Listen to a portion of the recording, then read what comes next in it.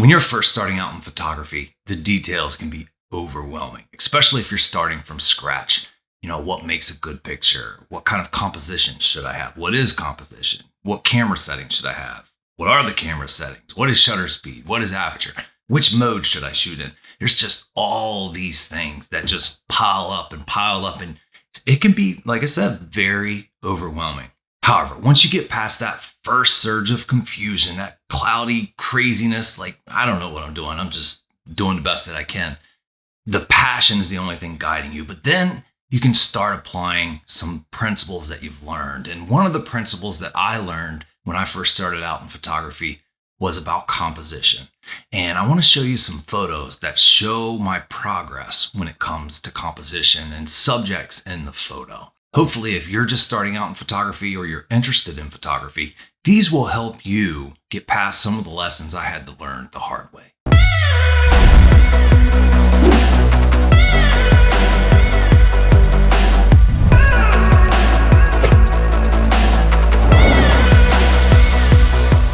The first step to getting a good photograph is understanding how to use whatever camera it is you're using, whether it's your iPhone or DSLR or whatever, a point and shoot, any camera, anything that snaps a photo, you have to understand how to use it and how to get those settings just right. I'm not going to go into that in this video. I'm going to assume that you've gotten past that or you're on your way past that. And the next step then is what makes a good photograph. And the lesson I think I learned the hard way is when you're first starting out, you're just shooting everything. Anything that has color, anything that might look cool, everything is a photograph. You're just putting it all out there and just seeing what you come up with, throwing it against the wall, seeing what sticks. And that's normal. I think that's completely normal. I did a lot of it. And as you progress, you stop taking as many photos of everything and you start concentrating on what makes a really good photo. And I think the lesson I learned the hard way when it comes to this is the subject of the photo. Like, you have to have a focal point. You have to have a subject in the photo. And sometimes that can be very hard to do when you're just trying to shoot like a beautiful scene. A beautiful scene is beautiful, but for the picture to tell a story, you have to have a subject, some kind of subject.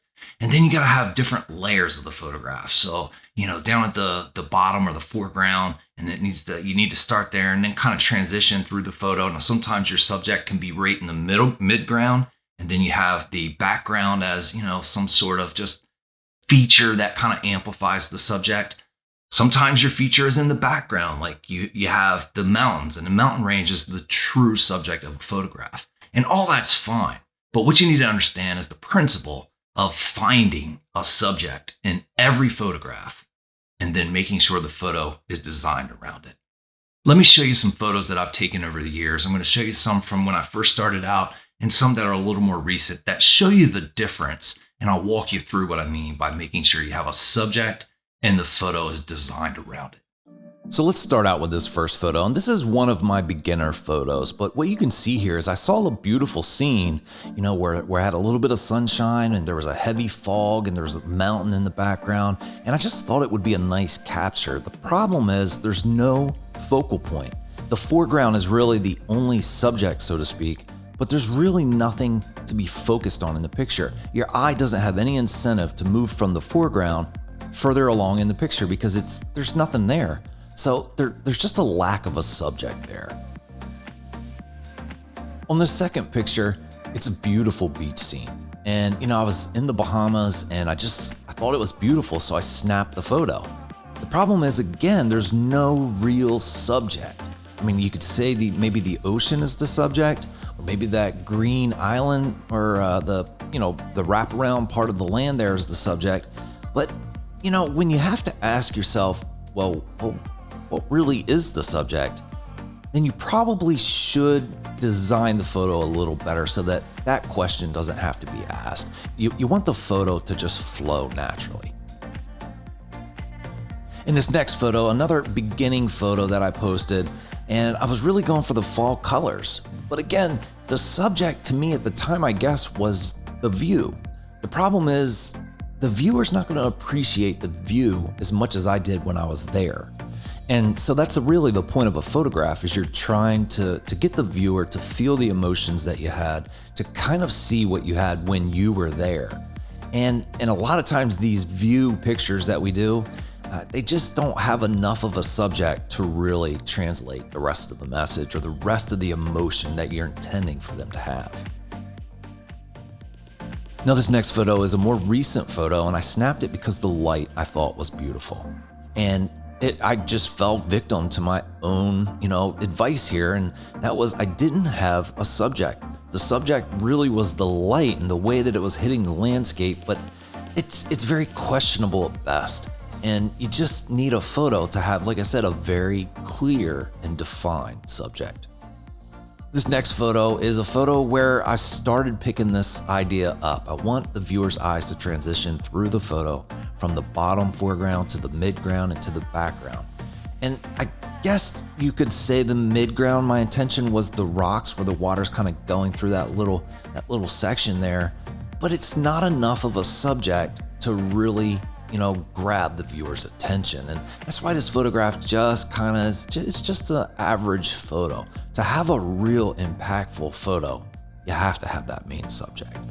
And the next picture here is a beautiful sunset picture. And when it comes to sunset and sunrises, this can happen a lot because you're really going for the colors. And sometimes the colors are literally the subject. But it's so much better if you can add an actual subject, something in the foreground, something on the water, something that the eye can transition from the bottom of the photo up to the colors, the beautiful colors, because really a sunset and a sunrise photo is designed around the colors. So we need to make sure that we guide the eye to the colors, but we need to tell a story, somewhat of a story, as we're going through the photo.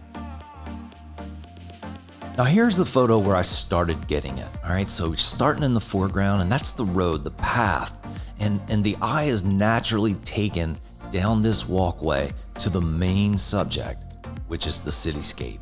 And that is enough of a subject because you have both the light and you have the cityscape, and it draws the eye through the picture.